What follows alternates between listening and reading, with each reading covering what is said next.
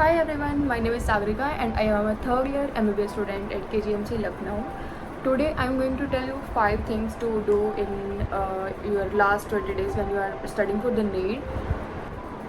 First is the revision. Like revision is the most important thing you have to do. Just revise this again and again. Don't keep the timing like 1, 2, 3 times. You have to cover the syllabus. Just do it multiple times.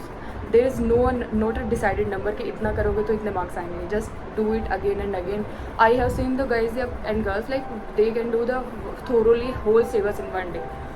तो just go for the reason again and again because जो तुम्हारे silly mistake है like तुम अब वहाँ पे जब question करने जाओगे जो सिंपल से क्वेश्चन है वो तुम्हें आते भी हैं लेकिन जस्ट तुमने वो रिवाइज नहीं किया लास्ट डेज में तो तुम्हारे दिमाग से वो स्किप हो जाएंगे और तुम सोचोगे यार इसको एक बार पढ़ लेता तो मुझे याद आ जाता.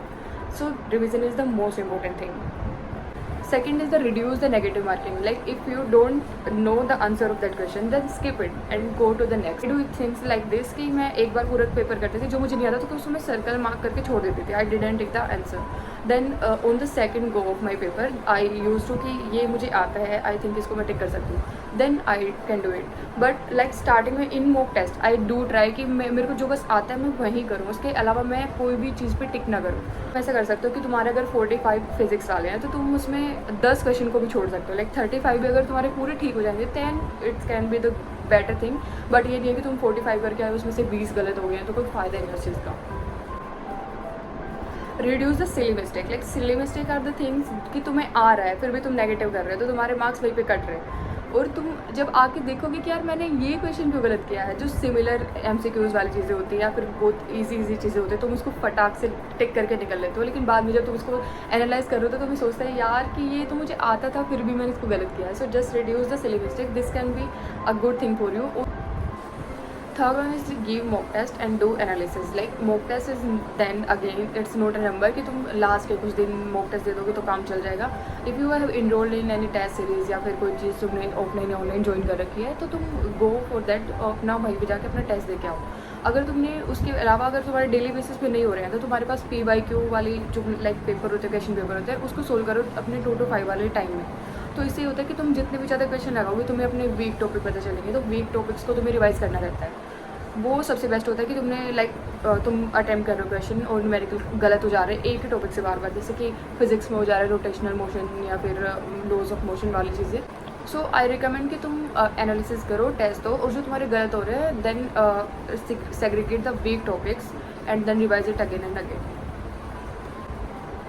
So fourth one is to keep a stable sleep schedule.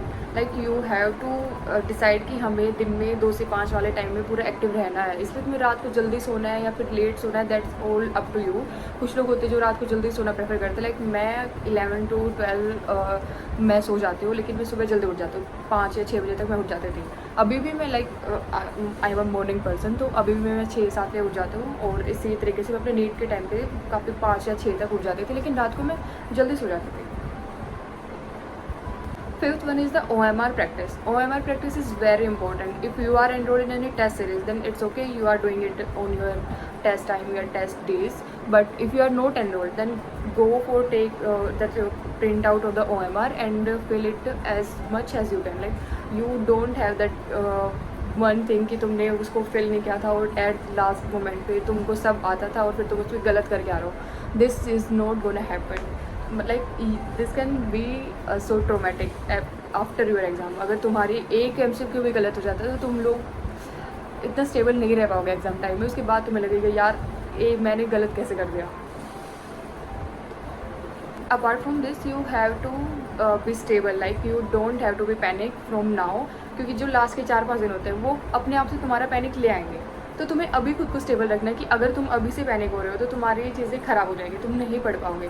पढ़ना इज़ इम्पोर्टेंट. अगर तुम नहीं ही पढ़ पा रहे हो तो फिर तो like your result is out now कि नहीं हो पाएगा ऐसे. तो तुम अपने आप को स्टेबल रखो इस टाइम पे क्योंकि लास्ट टाइम पे तो तुम चाह के भी स्टेबल नहीं रह पाओगे.